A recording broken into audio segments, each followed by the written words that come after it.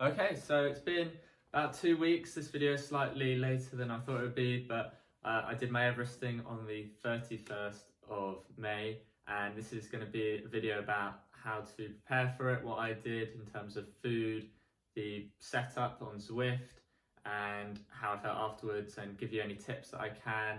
And if I don't answer anything that you want to know, do post a comment down below and I'll get back to you there. But without further ado, let's talk about the nutrition side. All right, so here's some of the things that I had during the ride. But just before we talk about that, the night before I fueled up on some carbs, in fact the day before. So things like pasta and rice are good. Just fill yourself up with lots of sugars and carbs so that you have energy for the day that you'll be doing your Everesting. If for breakfast, I happen to have some eggs, some bacon, toast, some fruit, a cup of tea in the morning, and that was what I had for breakfast just before, about an hour before I started. So make sure you leave some time in between breakfast and the Everesting. Then once I was on the bike, we'll start with the drinks. I had some Talk Energy. So this is the one I use. It's just what I like, the flavour.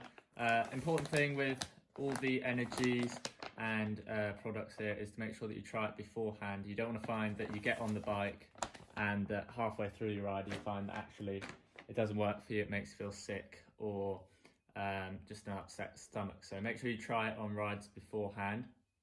Along with that, I had some of these SIS tablets. These are electrolytes with also the caffeine in there, so 75 milligrams of caffeine.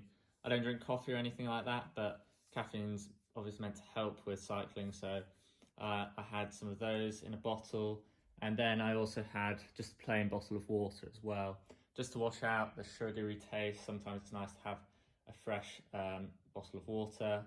I also then had a Coke, a Red Bull, and that was it. So I had in total 2 bottles of plain water, 2 bottles of electrolyte, 2 energy drinks, and then a Red Bull and a Coke. And then afterwards, I had this recovery, again SIS, I had that afterwards, that's a drink there. Also had a smoothie as well during the event. In terms of food, I use these Fruisley bars from the supermarket, nothing special, just some berries and oats. So they're quite nice, I quite like them. They're cheaper as well. Then in terms of more cycling or sports orientated, I had a Cliff bar. This is the chocolate chip, they do lots of flavours. I actually found this to be quite dry, so bear in mind you're riding indoors, you can get quite hot. You can hopefully not get dehydrated, but this was just quite difficult to eat, so I only had one of those in the end. In terms of gels and sort of cubes, I quite like these. These are the Cliff blocks. So they're sort of like gels, but just broken into little jelly cubes. And you can have one every sort of half an hour. And they're nice, they're strawberry flavoured again. All these things come in different flavours. But I had a pack of those. Gels, I like these Talk gels. So strawberry yogurt. Again, just make sure you choose ones that you like. So I have the Talk. I also tried one of these SIS ones, but for me, they're not the best. The texture I don't really like and the flavour, so I stick to the Talk ones. And then along with that, I had some what I call normal food. So I had a sandwich that I made the night before.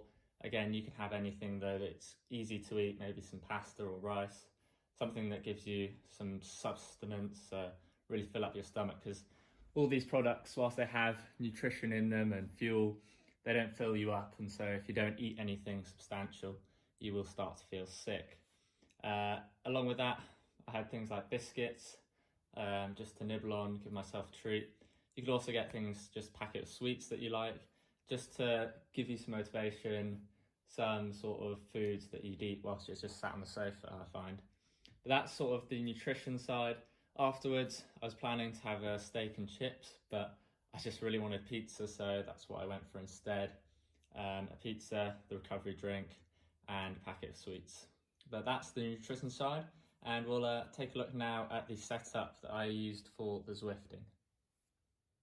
Okay, so we're now down in the cellar. this is the setup I used for the Everesting on Zwift. So we'll start off with the bike setup. So I've got my Boardman bike here. This is about 10 years old, but still going extremely well. And that's hooked up to a Taxoneo. This is a first gen model, not the original, because I think they had sort of different versions throughout the first few years, but still working extremely well. Tip for this is to make sure you clean your bike beforehand. You don't want any issues, and make sure everything's working. Most importantly with the gears and the group set. Obviously your brakes you don't need, but in my case I put a new chain on, made sure it all oiled up and they all changed fine. You don't want to have any issues, so do check that it works. Sometimes indexing can be an issue when you put it onto your turbo, so just make sure you put it on, check that it shifts all the way through, and that should be fine. And then that's on a Cyclops mat, just to stop the sweat getting on the floor. You will sweat a lot in an Everesting or any indoor session, so make sure you have a mat down. It can also help with the sound and stopping the turbo from slipping around. I then have this Cyclops little thing to go across the top tube there, just to stop, again, the sweat getting onto the frame, corroding it and getting into the bearings there. I then got this towel, again, stops it getting on the stem, and you can use to dry your face and hands and everything like that. You do get really sweaty, so just bear that in mind. Having a towel or two can be helpful. And that's on a tax block there, just to raise the front wheel up, make it level. I did think about putting a block or a brook underneath that block to raise it up again, just to change the elevation, take some of the pressure off my hands, but in the end I just stuck with the one block there. Then for the actual Zwifting part, you can see here I've got two tables stacked up on top of each other, and then my razor blade. This is a 2-year-old laptop with a GTX 1060 and it runs Zwift absolutely fine. But you can use anything from a mobile phone, tablet, Android, iOS, they both work, or an Apple TV, or a desktop computer. So you can see here, razor there, and then I've got my TV up here with Zwift on there. I'm about to do a workout, so that's why it's loaded up there. Microphone for the stream. You don't need that if you're just doing it yourself, but if you do want better microphone quality, then having a separate mic can help. Then I've got the fan there off to the side, so I've just got the one fan. This is just an old one that we have in the house, so I've put it off sort of nearly 45 degrees. You get more surface area to cool you down. If you have two, then you have one off to the side and one in front or below you blowing up. But it's important to try and have as much airflow going across your body to cool you down. We do have an extract fan up there to try and get rid of some of the humidity, but a fan is definitely the best way to go. Then I have this little table here. This is normally in front of the setup, but I moved it around, and then I put all my nutrition. So for this ride I've just got a Fruisley bar. These are the supermarket ones that I buy, and then just some squash for this ride. But I had all my drinks here, food within arm's reach, so you just reach across, grab what you want, and you wouldn't have to be stretching to get it. So important to have everything within reach of you.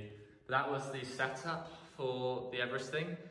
If you have any questions about it, do comment down below, or you have any tips for me, again that would be helpful. But that's what I used for the virtual Everesting. So I hope you found that useful, a little tour of the Zwift setup. But we'll get back to the workout here. Alright, so that's everything that I used for the Everesting challenge on Zwift. Took me a total of 11 hours and 6 minutes. I highly recommend this challenge. It's great fun. Afterwards, you feel a great sense of achievement. Really tough though during it. You start off easy, pace yourself. Quite a few other people doing it at the same time, so I was able to join some of them for parts of it.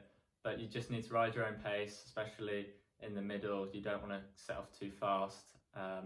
And towards the end it does get tough, but you can just keep chugging along, whatever wattage you think you can hold for that time. I've never ridden that far or that long, and certainly not indoors, so bear that in mind. I got a bit of pain on my hands, but otherwise I felt good the next day.